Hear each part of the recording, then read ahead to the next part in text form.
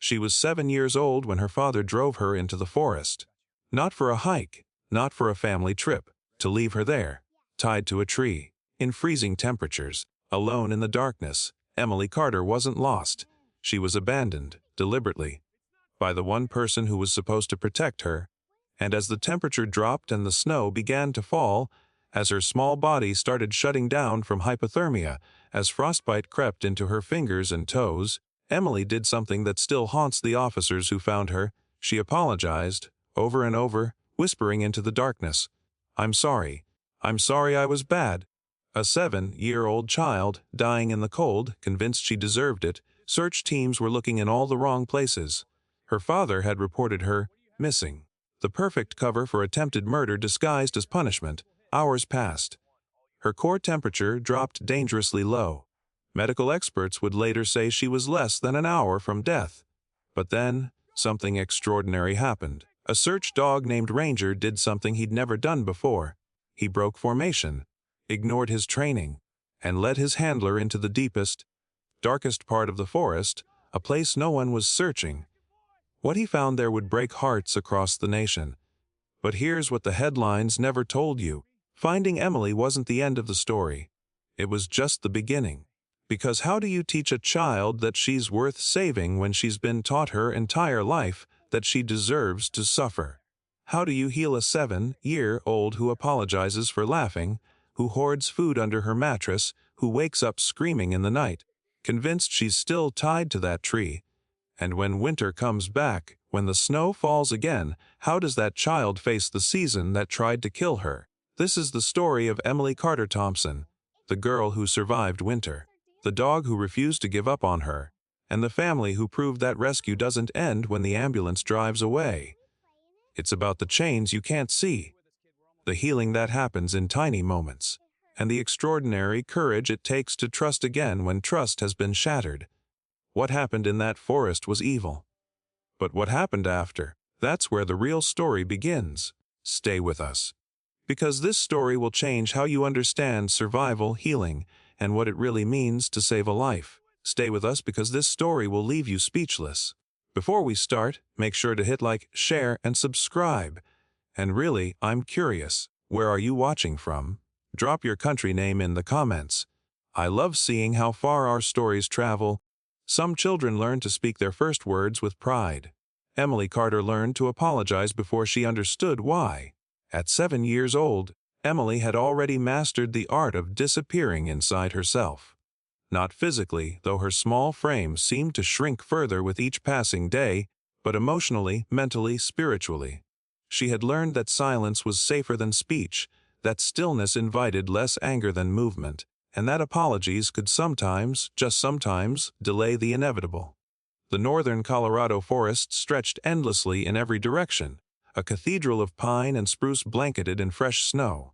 The kind of snow that muffled sound, that turned the world into a hushed, sacred place. But there was nothing sacred about what was happening beneath those ancient trees. A small figure sat slumped against rough bark, wrists bound with fraying rope, body trembling not just from cold but from something deeper, a chill that had nothing to do with temperature. Emily wasn't screaming. She had learned months ago that screaming only made things worse. Instead, she whispered into the darkness, her breath forming small clouds in the freezing air. "I'm sorry," she murmured to no one and everyone. "I'm sorry I was bad. I'm sorry I made you angry. I'm sorry I exist." These weren't the words of a child seeking attention. They were the practiced mantras of survival, carved into her psyche through repetition and punishment. In her young mind, she had constructed a twisted logic: if she apologized enough, if she took responsibility for everything wrong in the world around her, maybe the pain would stop. Maybe the cold would end. Maybe someone would finally decide she was worth warming. But no one came. Hours bled into each other as the forest darkened and the temperature dropped. Her pink jacket, too thin for this weather, deliberately chosen by someone who wanted her to suffer, offered no protection against the elements. Her jeans were soaked through from sitting in snow. Her fingers had gone numb an hour ago, maybe 2. Time had lost meaning in this white void. What Emily didn't understand yet was that the cold pressing against her skin was nothing compared to the cold she had been taught to carry inside. Snow continued its patient accumulation. Darkness deepened between the trees, and Emily, small and bound and fading, continued her whispered apologies to the universe, hoping that somewhere, somehow, someone might hear and decide she was worth saving. Miles away, a search team was organizing. Volunteers gathered in a community center, dividing maps and assignments. Flashlights were tested. Radios crackled with static and hope, and among them, a K-9 officer named Mark Sullivan checked his partner's gear one more time, running his hands over Ranger's vest, making sure everything was secure. Ranger, a 4-year-old German Shepherd with intelligent amber eyes and a track record of successful searches, stood patiently through the inspection. But something was different tonight. His ears kept swiveling toward the north, toward the deepest part of the forest, where the civilian volunteers wouldn't venture. His nostrils flared, processing information his human couldn't perceive. Training had taught him protocols and procedures. But instinct, that ancient, primal wisdom coded into his DNA, was telling him something else entirely. Somewhere out there in the frozen darkness, someone small and frightened and fading was running out of time, and Ranger lifted his head suddenly, a low whine building in his throat that made his handler pause and look down with concern. Something had shifted in the universe. The search was about to become a rescue. Officer Mark Sullivan had worked with search and rescue dogs for 8 years, and he had never seen Ranger behave like this. The German Shepherd was legendary for his discipline, his ability to maintain formation even when distractions abounded. But tonight, as they moved through the outer perimeter of the search grid, something fundamental had changed in his partner's demeanor. The search line stretched across the lower elevation areas, a coordinated effort of 15 handlers and their dogs, moving methodically through sectors that had been carefully mapped and assigned. Volunteers with flashlights called Emily's name into the darkness, their voices echoing off snow-laden branches. The official search pattern was logical, evidence-based, designed to cover the most likely areas where a lost child might wander. But Ranger wasn't interested in likely areas. His entire body had gone rigid, muscles coiled with purpose, nose lifted toward the deeper forest where the terrain became dangerous and the cold intensified. He pulled hard against his lead, a behavior so uncharacteristic that Mark immediately radioed the command post. Sullivan to base. Rangers indicating strongly northwest, outside our assigned sector, requesting permission to investigate. Static crackled. The incident commander's voice came through with measured authority. Sullivan, that area wasn't flagged in the initial assessment. Child's last known position doesn't support that direction. Mark looked down at his partner. Ranger's eyes were locked on the darkness ahead, his breathing rapid and focused. Every instinct Mark had developed over years of working with this dog was screaming at him to trust what Ranger was sensing. Base, I'm following my K9's indication. Ranger doesn't give false alerts. Something's out there. Pause. Then copy that, Sullivan. Proceed with caution. Radio your position every 15 minutes. Mark unclipped Ranger's lead, and the German Shepherd exploded forward, powerful legs driving through snow that reached his chest in places. Mark struggled to keep pace, his boots slipping on hidden ice, branches catching at his jacket. His flashlight beam bounced wildly as he navigated the treacherous terrain, always keeping Ranger's dark form just barely in sight. They moved away from the organized search line, away from the safety of numbers and protocol, into wilderness that felt increasingly hostile. The temperature had dropped further. Wind cut through the forest like a living thing, hostile and sharp.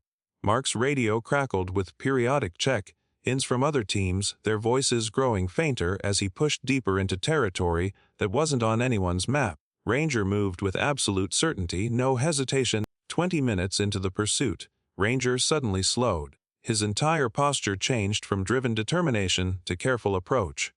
He lowered his head, moving forward with delicate precision, as if approaching something fragile that might shatter if startled. Mark raised his flashlight, and his heart stopped.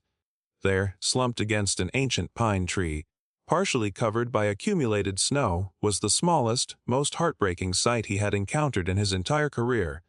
Emily Carter, missing for 7 hours, body hypothermic and barely responsive, wrists still bound with cruel rope, lips blue with cold. Training dictated that Mark should immediately radio for medical evacuation. should check vitals, should begin warming protocols. But Ranger didn't wait for protocols. The German Shepherd moved forward with exquisite gentleness, lowering himself carefully beside the child's motionless form. Instead of barking to alert his handler, the trained response for locating a victim, Ranger simply curled his body around Emily's, pressing his warmth against her frozen limbs, his head resting protectively across her chest. Mark watched, throat tight, as his partner, trained for alerts and indications and professional distance, chose instead to simply be present, to offer warmth and protection and the silent promise that she was no longer alone. "Good boy," Mark whispered, his voice breaking as he radioed for immediate medical response. "Good boy, Ranger."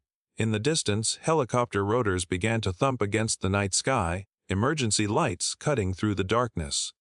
But in that moment, beneath ancient trees and falling snow, the most important rescue was already happening, not through dramatic heroics or technical expertise, but through simple, profound presence. Some rescues are announced with sirens and urgency. The most important ones begin with silence and a warm body saying, "I'm here. You're not alone anymore." The helicopter ride to Denver Health Medical Center took 12 minutes, each one measured in Emily's weakening heartbeat and the steady rhythm of Ranger's breathing beside her. The flight paramedics had tried initially to separate the dog from the child, but Emily, semi-conscious and delirious, had made a sound so broken and terrified that they immediately relented. Ranger stayed, lying carefully along her side, his warmth more therapeutic than any heated blanket they could provide.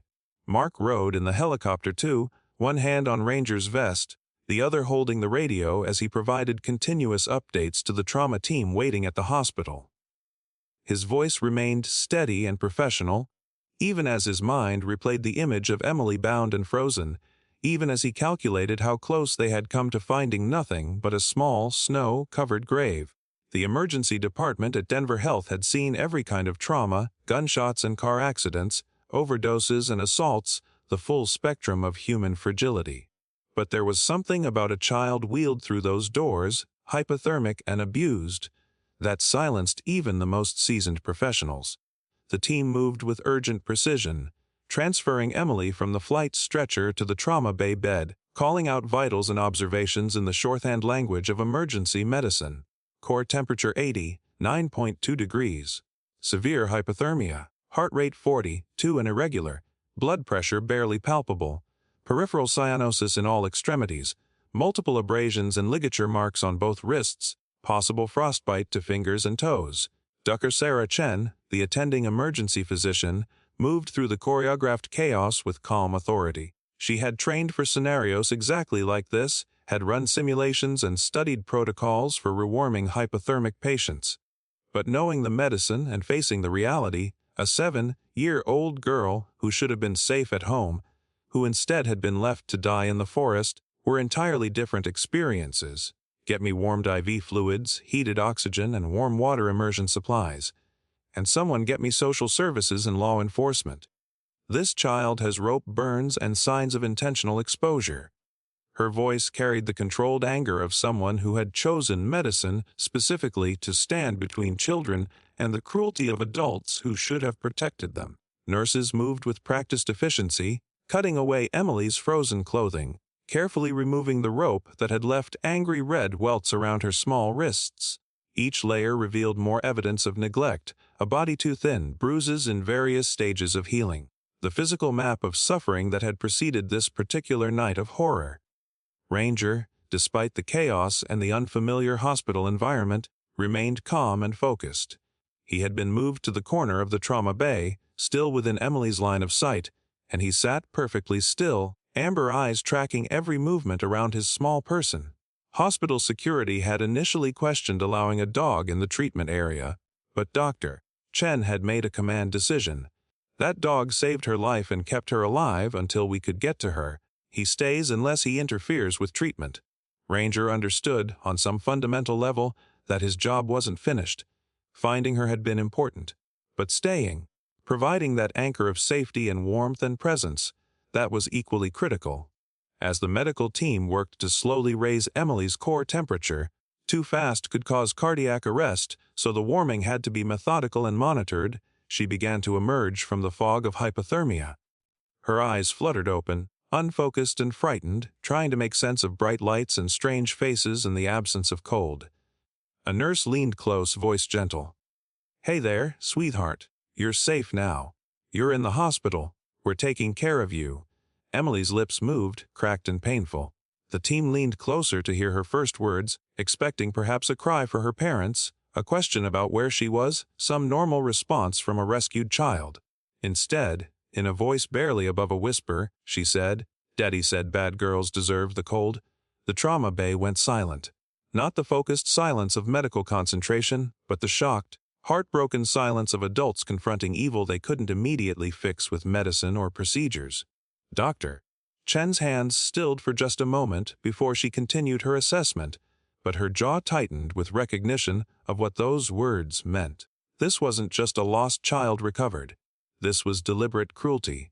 This was attempted murder dressed up as punishment. This was a father who had taken a 7-year-old girl into the forest, tied her to a tree, and left her to freeze to death.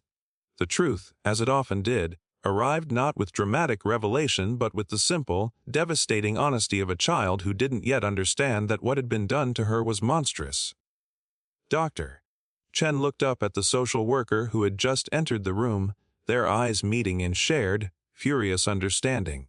Then she looked at the police officer stationed by the door, nodding once. "Get a detective here now. And make sure Emily's father doesn't get anywhere near this hospital." She turned back to her patient, this small girl who had survived impossible cold because a dog had decided she was worth saving, and spoke with fierce gentleness. "Emily, honey, you are not a bad girl, and no one deserves to be hurt like that. Ever." Emily's eyes drifted to where Ranger sat watching, and for the first time since arriving at the hospital, something in her expression softened. Not quite trust yet, but the beginning of understanding that maybe, just maybe, safety was possible. Outside the trauma bay, dawn was breaking over Denver. Inside, a team of professionals worked to save not just Emily's body, but her capacity to believe that the world contained more warmth than cruelty. The machines beeped steadily. Emily's temperature slowly climbed. And Ranger kept his vigil, patient and unwavering, the silent guardian who had already proven that some beings could be trusted absolutely. 3 months after that frozen night in the forest, the Jefferson County Courthouse prepared for a preliminary hearing that had drawn media attention from across Colorado and beyond. The case of Colorado v. Daniel Carter wasn't just about one man's cruelty, it had become a referendum on how society failed to protect its most vulnerable, on how evil could hide behind the facade of parental authority, on how close the system had come to allowing a child to simply disappear into winter without consequence. The courtroom was smaller than the ones depicted on television, more utilitarian and worn. Fluorescent lights hummed overhead. The seal of Colorado hung behind the judge's bench, faded from years of exposure. Wooden pews stretched in rows where the public and press sat, notebooks ready, cameras barred but descriptions already forming for the evening news. Emily Carter entered through a side door, accompanied by her court-appointed advocate and her foster mother, Sarah Thompson. She wore a simple blue dress that Sarah had helped her choose, something that made her look her age rather than younger or older, just a 7-year-old girl who deserved better than the hand life had dealt her. Her dark hair had been cut shorter, healthier now without the tangles and neglect that had characterized her appearance the night she was found. But it was what happened next that caused a ripple of reaction through the assembled observers. As the bailiff indicated where Emily should sit, traditionally, family members sat together or at least in proximity. Emily stopped walking. Her small body went rigid. Her eyes, which had been carefully avoiding the defense table, flicked once toward the man sitting there in an orange jumpsuit, flanked by his attorney and 2 corrections officers. Daniel Carter, her father, the man who had driven her into the forest, tied her to a tree, and driven away without looking back. Emily's hand tightened around Sarah's, her breathing quickening in the pattern that her trauma therapist had identified as the beginning of panic. But instead of sitting where indicated, instead of following the expected protocol, Emily turned sharply and walked to the opposite side of the courtroom. To where Officer Mark Sullivan sat in the front row, Ranger lying calmly at his feet in his service vest. Without a word, without asking permission, Emily sat down directly beside the German shepherd. She didn't look at the judge, didn't acknowledge her father's presence, didn't perform any of the social courtesies expected in formal proceedings. Instead, she reached down and carefully tangled her small fingers in Ranger's thick fur, finding the solid warmth of the dog who had saved her life when every human system had failed. Ranger responded immediately, shifting his position slightly so that his head rested against Emily's leg, offering contact and comfort, and the unspoken promise that he wouldn't let anything hurt her here.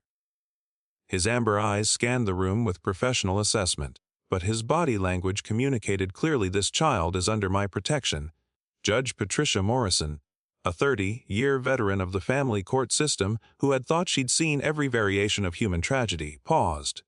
She looked at Emily, at Ranger, at the spatial divide that spoke louder than any testimony could.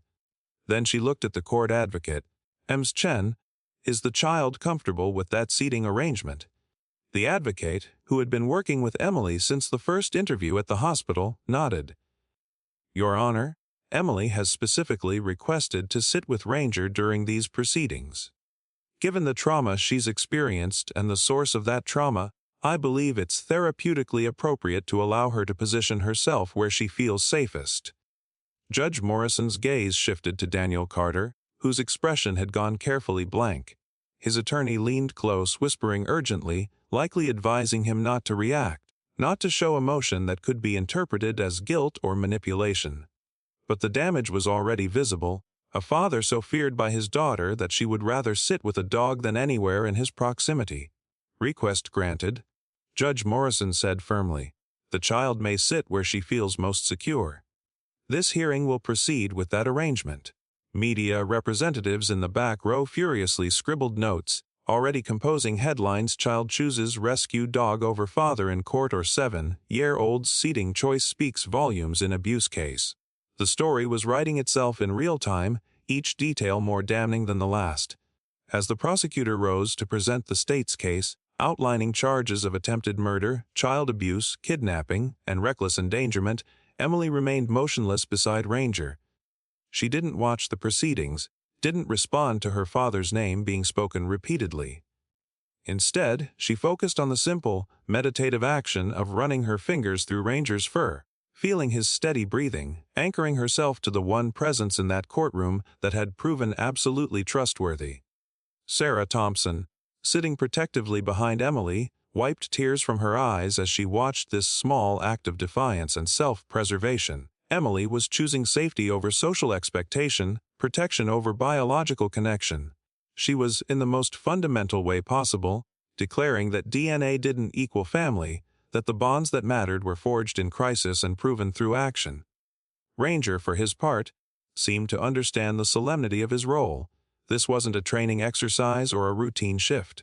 This was his person, the small human he had found frozen and frightened, and his job was to be exactly what he had been that night in the forest, warm, present, unshakably reliable. When the prosecutor called Officer Sullivan to testify about the search and rescue operation, Mark had to carefully step over Emily and Ranger to approach the witness stand. As he passed, Emily looked up for just a moment, and Mark offered her the smallest nod of encouragement. She didn't smile, smiling was still difficult for her, but she held his gaze for a fraction longer than usual, and that counted as progress. Mark's testimony was factual and professional, describing Ranger's behavior, the condition in which Emily was found, the medical emergency that followed. But when the prosecutor asked him to describe Emily's demeanor when first located, his voice tightened with barely controlled emotion. She was apologizing, Mark said quietly, unconscious, hypothermic, dying, and she was whispering apologies into the darkness, as if she believed she deserved what was happening to her. The courtroom fell silent except for the sound of someone in the back row openly crying. Judge Morrison looked at Daniel Carter with an expression that suggested she was reconsidering the limitations of judicial sentencing. The preliminary hearing lasted 4 hours, each witness and piece of evidence building an overwhelming case against a father who had valued punishment over life, control over love. Through it all, Emily remained beside Ranger, occasionally pressing her face into his fur when testimony became too painful, occasionally looking up at Sarah for reassurance that she was safe, that this was real, that she wouldn't wake up back in the forest. When Judge Morrison finally spoke, her voice carried the weight of decades on the bench and the particular fury reserved for those who harm children. Bail is denied. The defendant will remain in custody pending trial, and Mr. Carter, she looked directly at him, I suggest you spend your time before trial contemplating how profoundly you have failed every moral and legal obligation of parenthood. As the corrections officers led Daniel Carter from the courtroom, he tried once to look at Emily, perhaps hoping for some sign of filial connection, some evidence that he hadn't completely destroyed their relationship. But Emily had already turned her face into Ranger's fur, blocking out his existence as completely as if he had never been born. The message was clear, written in the space between them and in the small hand, still gripping a dog's fur like a lifeline. Trust, once shattered by those who should be most trustworthy. Transfers only where safety has been proven through action, not blood. And in that courtroom, on that afternoon, Emily Carter voted with her body, her proximity, and her allegiance. She chose the ones who came when she was dying. She chose the ones who stayed when staying was difficult. She chose warmth over cruelty, presence over abandonment, the simple reliability of a rescue dog over the broken promises of a biological father. The press filed out, already transmitting their stories. The public gallery dispersed, shaking their heads and wiping eyes. But Emily, Sarah, Mark, and Ranger remained for a few extra moments in the emptying courtroom. You did really well today, Sarah said softly, placing a gentle hand on Emily's shoulder. Emily didn't respond verbally, but she leaned slightly into the touch, accepting comfort she was slowly learning to trust. Ranger, sensing the tension beginning to release, let out a soft sigh and settled more comfortably against her leg. Can we go home now? Emily asked quietly, the first words she'd spoken since entering the courthouse. Sarah smiled. Yes, sweetheart, we can go home. And as they walked out into the Colorado sunshine, Emily stayed close to Ranger, one hand still tangled in his fur, learning step by step what it meant to be safe, to be chosen, to belong somewhere that harm couldn't reach her. The courtroom divide had spoken louder than any testimony. Now the work of healing, slower, quieter, infinitely more difficult, could truly begin. 4 months had passed since the preliminary hearing. 4 months of Emily living in the Thompson household, adjusting to routines that didn't end in punishment, learning that closed doors didn't automatically signal danger, slowly discovering that the adults around her were committed to her safety rather than her suffering. But trauma does not follow a calendar. Healing is uneven, it stutters, it advances, retreats, and advances again. Sarah Thompson had been a foster parent for 6 years, trained in trauma-informed care. Still, Emily challenged her in ways she hadn't anticipated. The 7-year-old carried coping mechanisms so deeply wired they felt less like habits and more like survival code. Food remained complicated. In the early weeks, Sarah found crackers tucked beneath the mattress, apple slices wrapped carefully in napkins and hidden in drawers, half-eaten granola bars concealed behind books. Emily hoarded food with quiet desperation, as though tomorrow might revoke permission to eat. Sarah never scolded her. There's always going to be food here, she would say gently. The kitchen is open whenever you're hungry. You don't need to hide it, but I understand why you do. And gradually, the stashes grew smaller. The apologizing lingered longer. Emily apologized for everything, for asking for water, for dropping a pencil, for laughing too loudly at a cartoon. I'm sorry had become reflex, a shield raised before danger could form. You never have to apologize for being happy, Michael told her once after she silenced herself mid-laugh. This is your home. You're allowed to laugh, you're allowed to take up space. She stared at him as if he'd spoken a foreign language. The night terrors were the hardest. 3 times a week, sometimes more, Sarah would wake to screams, not words, just raw fear breaking through sleep. She would sit on the floor beside Emily's bed, saying little, offering a hand if it was wanted. No rushing, no frustration, just presence. You're not alone, I'm not leaving. Ranger visited 3 times a week. Officially retired, unofficially essential. Around the German Shepherd, Emily softened. She sprawled beside him with picture books, reading in a halting voice that grew steadier each week. She told him things she couldn't yet tell anyone else, fears, memories, the terrible logic she once believed about deserving pain. Ranger listened without correction, without interruption, absorbing it all with patient amber eyes, and somehow, speaking aloud made the memories slightly less powerful. The breakthrough came on an ordinary March afternoon. Winter was loosening its grip on Colorado, the kitchen was warm. Sarah chopped vegetables for spaghetti, a safe food, Emily had decided. The radio played softly in the background. Emily sat at the table, coloring a butterfly with careful precision, staying strictly inside the lines. Ranger lay beneath the table, watchful but relaxed. He shifted. His head bumped her elbow. A streak of purple slashed wildly across the page. Emily froze. Sarah held her breath, bracing for the spiral, the apology, the self-blame, the shrinking. It didn't come. Emily looked at the crooked line, looked at Ranger, looked back at the page, and then, quietly, almost uncertainly, she laughed. Small at first, fragile then again, a little louder. Ranger thumped his tail. "Ranger, you messed up my butterfly," she said. No fear, no apology. He licked her hand. The laughter bubbled up fuller now, shaking through her small body. Sarah turned slowly, tears already forming. Happy tears, relief tears, the quiet miracle kind. "That laugh sounded beautiful, she said softly. "I love hearing you happy." Emily studied her, searching for hidden consequences. Finding none, she offered a tiny smile. "Ranger's silly," she said. "He really is?" Sarah agreed. "The silliest." Emily looked at the ruined butterfly. Instead of tearing out the page, she picked up an orange crayon and began adding more crooked lines.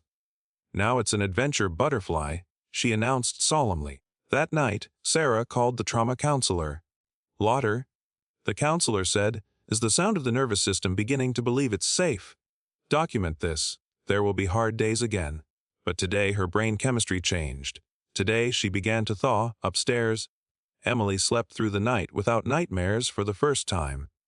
The adventure butterfly hung taped beside her bed, proof that mistakes didn't have to end in coldness. Outside, spring continued its patient work.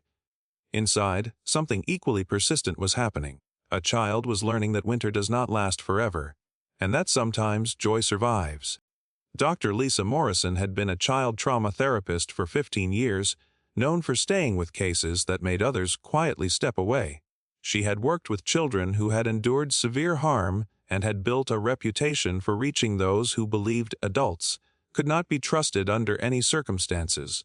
Emily Carter was not aggressive or defiant, she was invisible. She had survived by erasing her needs so completely that uncovering who she was beneath the trauma felt like archaeological excavation.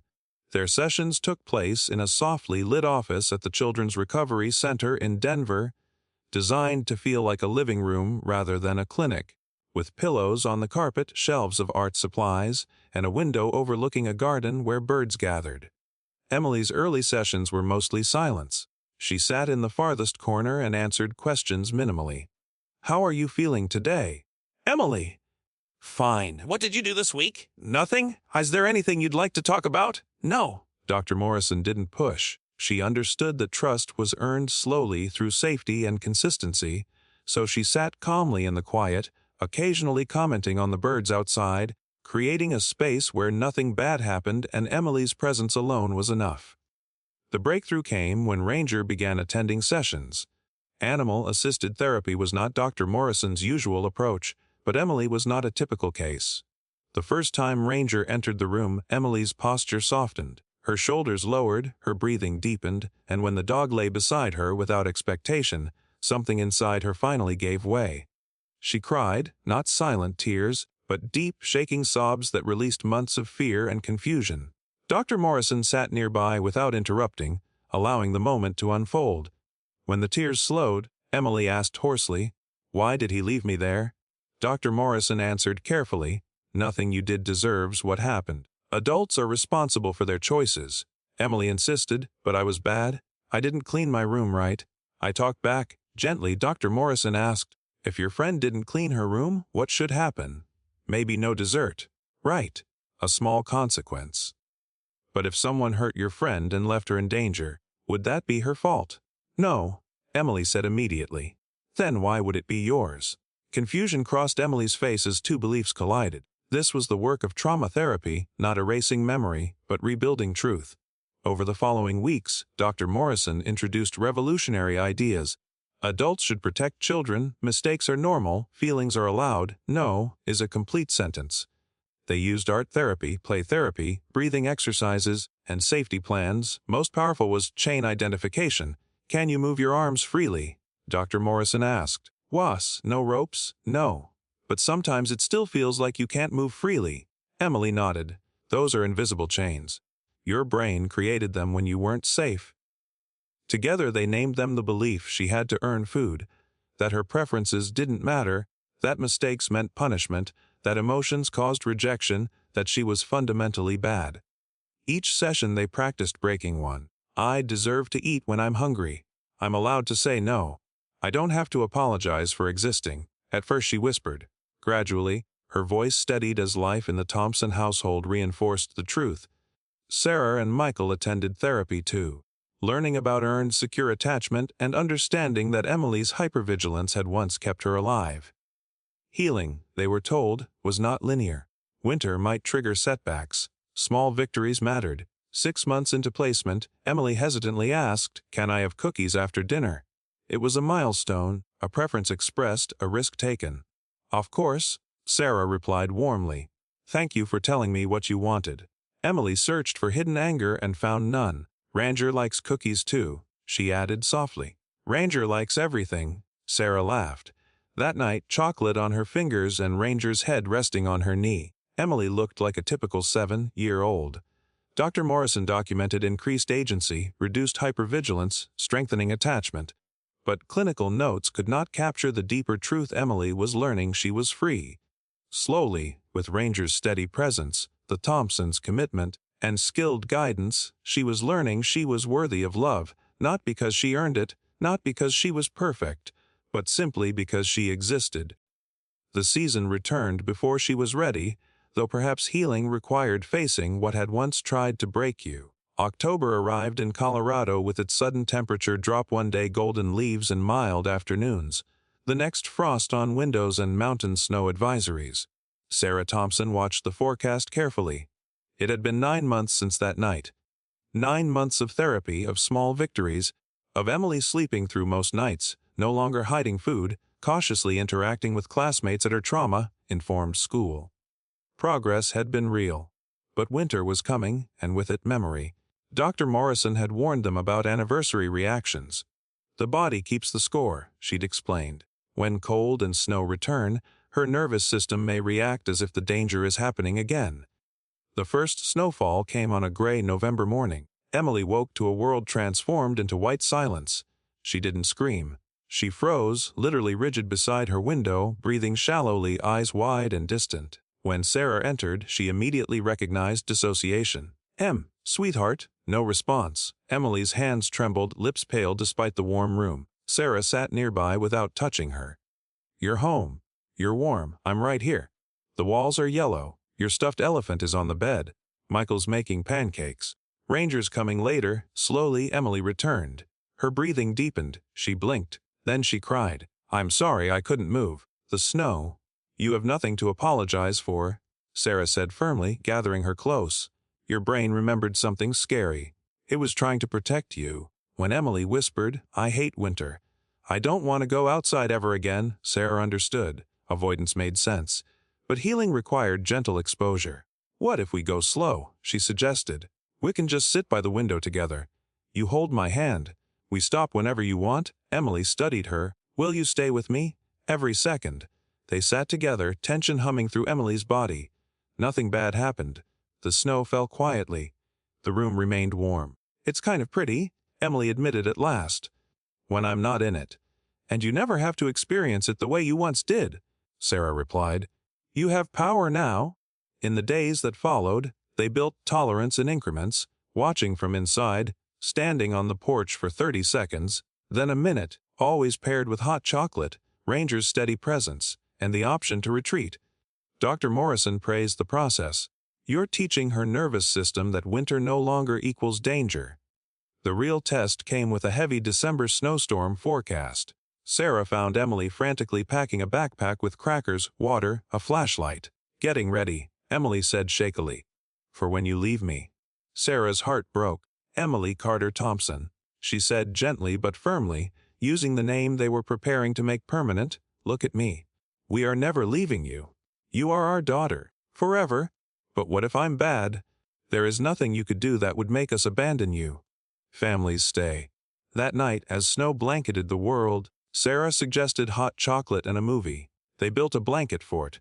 Ranger lay protectively at the entrance. Snow fell outside, warmth filled the room. I'm still scared, Emily admitted midway through the movie. But I'm less scared. Sarah kissed her hair. That's healing. Not all at once. Just a little less scared each day. Winter had returned, but this time Emily was not alone, and that changed everything. The same snow that had once nearly buried her could now be shaped. 3 weeks after the first major storm, after Emily had survived winter's return without abandonment, after her nervous system had begun to accept that cold no longer meant danger, Sarah made a suggestion that sounded casual but was carefully intentional. What if we built a snowman? Emily's alarm was immediate and visible. Doctor Morrison had been clear. Avoidance strengthened fear, safe, controlled exposure weakened it. Just a small one, Sarah added gently. In our backyard. You'll be bundled up warm. Ranger will be with us, and we stop the second you want to. Emily glanced toward the window where soft snow drifted down. Will you be there the whole time? Every single second. Michael looked up from the table. Full family operation. Best snowman Denver's ever seen. Emily hesitated, fear and safety wrestling inside her, then nodded. Okay, but just for a little while. They prepared like it mattered, because it did. Thermal layers, fleece, heavy coat, insulated mittens, hat over her ears, scarf tucked snugly. How do you feel? Sarah asked. Like a marshmallow, Emily said, breaking tension. A warm marshmallow, Michael corrected. Ranger waited by the door, tail wagging. At the threshold, Emily paused. Sarah didn't rush her. Want to hold my hand? Emily grabbed it tightly, and together they stepped into the cold. The air hit sharp, but this time she was protected, standing between two adults who loved her, with a dog who had proven loyalty through action. How are we doing? Sarah checked. Okay, I think I'm okay. Michael demonstrated, rolling the base. Ranger bounded through snow like a playful puppy. Want to try? Michael offered a small, packed ball. Emily knelt cautiously. The position could have triggered memory, but with her family beside her, it didn't. She pushed the snowball forward, movements tentative at first, as if expecting the snow to betray her. Minutes passed. Nothing bad happened. Her shoulders lowered. Her breathing steadied. It's getting bigger, she said in surprise. You're a natural snowman architect, Michael declared. They stacked the base, middle, and head together. Emily insisted on placing the head herself, stretching carefully on tiptoe. Stones became eyes and mouth. A carrot formed the nose. Then Emily ran inside and returned with her red scarf, the one Sarah had given her during her first week home. Can we give him this, so he stays warm? The symbolism was unmistakable. She was extending safety outward, reshaping winter into something she could care for.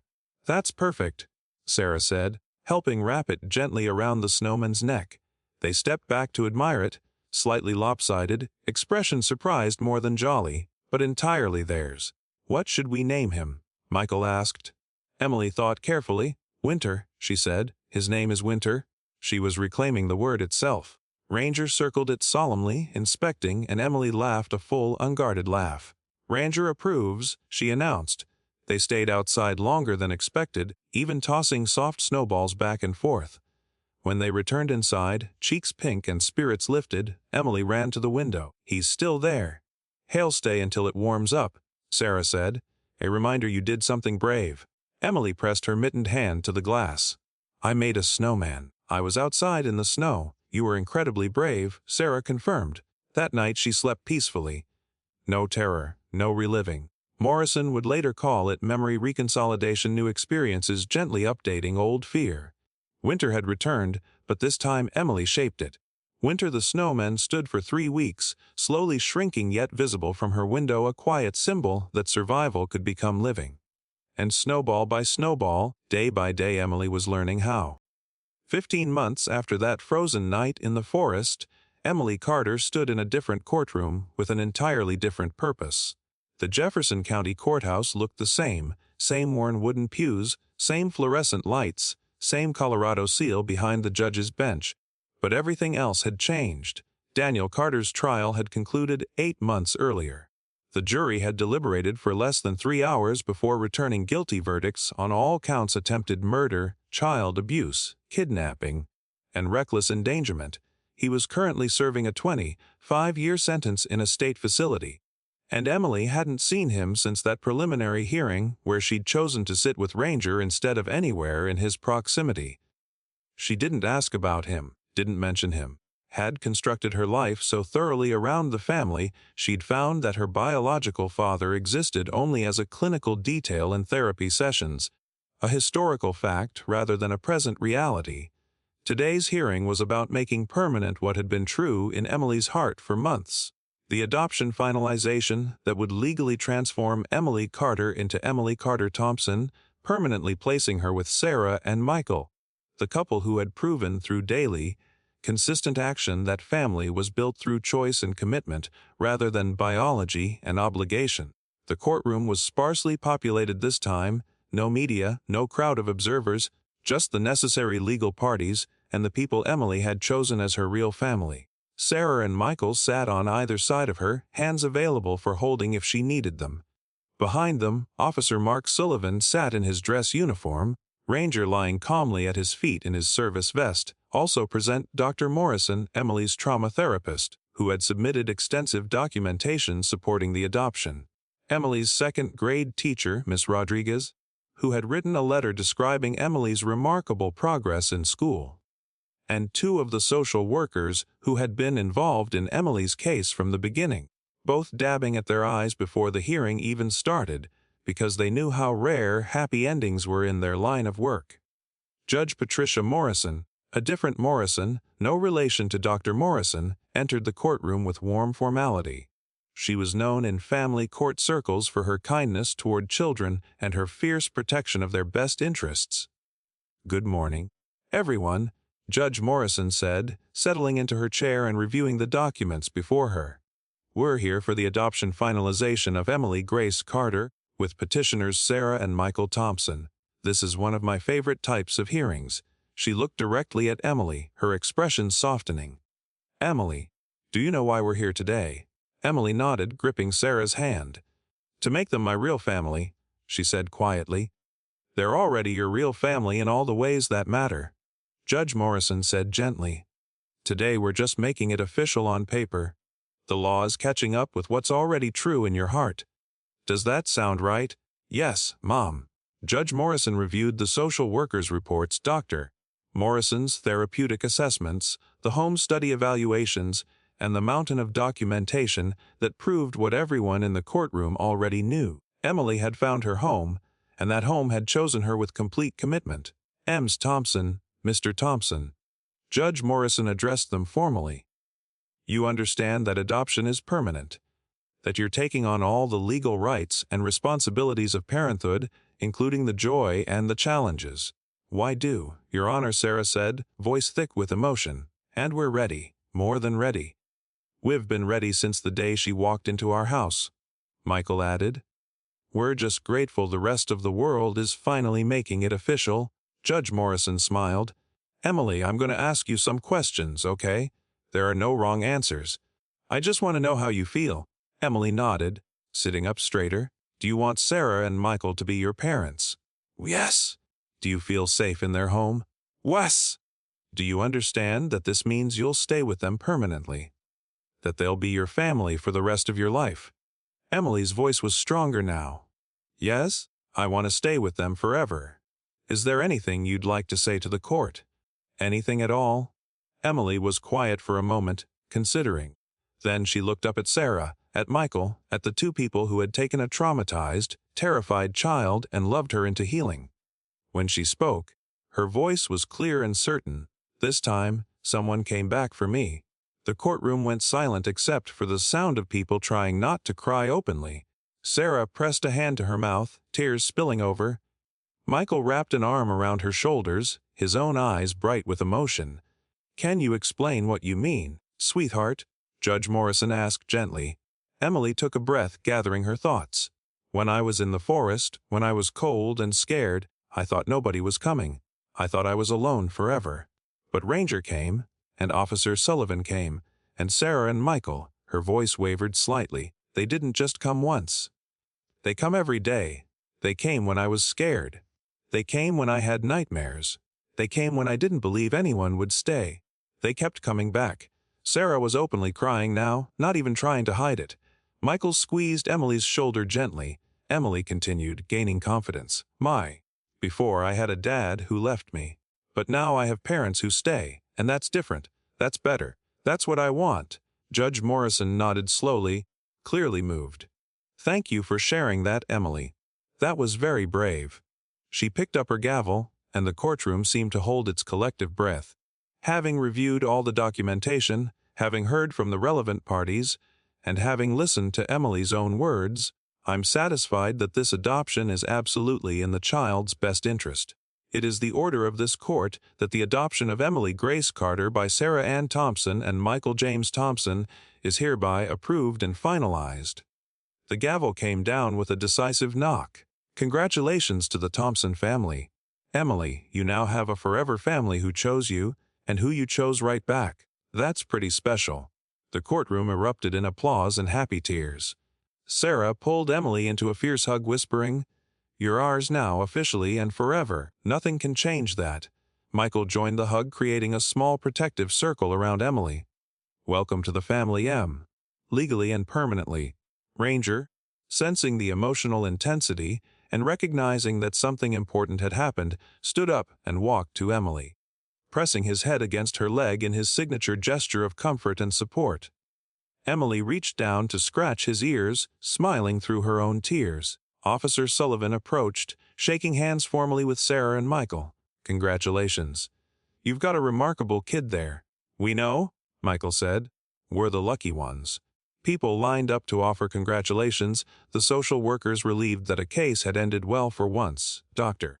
Morrison proud of her patient's progress, Ms. Rodriguez beaming like Emily had won a Nobel Prize rather than just secured the basic safety every child deserved. As they left the courtroom, Emily walked between her parents, not foster parents anymore, just parents, with one hand in Sarah's, one hand in Michael's, and Ranger walking protectively alongside. The winter sun was bright, the air cold but not threatening. The world expanded with possibility rather than contracted with fear. In the courthouse parking lot, Sarah knelt to Emily's level. "How do you feel, sweetheart?" Emily considered the question seriously. "Safe," she said finally. "I feel safe." "Good," Sarah said, pulling her close. "You're safe, you're loved, and you're home." That evening, they celebrated with Emily's favorite dinner, spaghetti with excessive garlic bread and chocolate cake for dessert. Ranger received a special dog-friendly cupcake in honor of the occasion. They took pictures, Emily between her parents, Emily with Ranger, the whole family together, creating the documented history of belonging that Emily had been missing for so long. Before bed, Emily appeared in the living room where Sarah and Michael were sitting, holding something carefully in her hands. It was a drawing she'd made earlier, titled in careful lettering, "My Family." The picture showed four figures: Sarah, Michael, Emily, and Ranger, standing together in front of a house.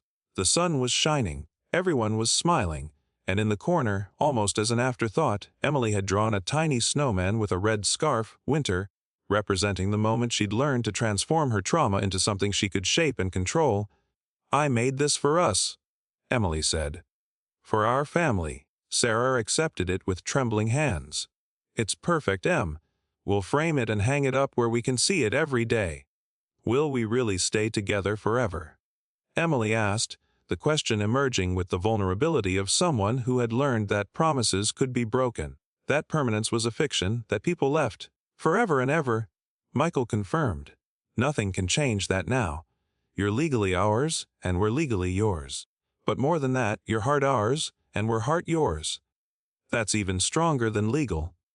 Emily processed this, testing it against her history of abandonment, checking it for cracks or escape clauses, finding none.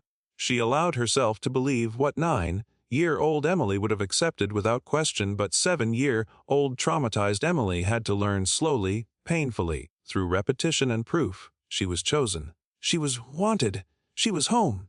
"Okay," she said, simply accepting the truth of it. "Good night, Mom." "Good night, Dad." The first time she'd used those words without being prompted, without hesitation, without fear that claiming them might somehow jinx the relationship.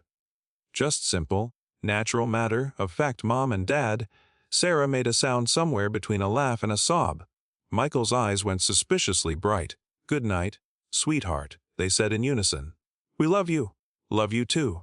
Emily replied, heading upstairs to her room, her permanent room, in her permanent home, with her permanent family. Later that night, long after Emily had fallen asleep peacefully, Sarah and Michael sat together on the couch, processing the enormity of what had become official. We're parents, Sarah said, still somewhat awed by the reality. We were already parents, Michael corrected gently. Today just meant the world finally caught up. Outside, winter continued its work, snow falling softly on the city. But inside the Thompson house, warmth and safety and permanent belonging had taken root and were growing stronger every day. Emily had survived winter once through the intervention of a brave dog and a dedicated officer. But she had learned to truly live through the daily, consistent presence of two people who demonstrated through actions, not words, that family meant staying, through nightmares and healing, through fear and progress, through every hard day and every small victory. Someone had come back for her, and they kept coming back, day after day, until Emily finally believed it would never stop. That was adoption. That was family. That was love, proven through permanence.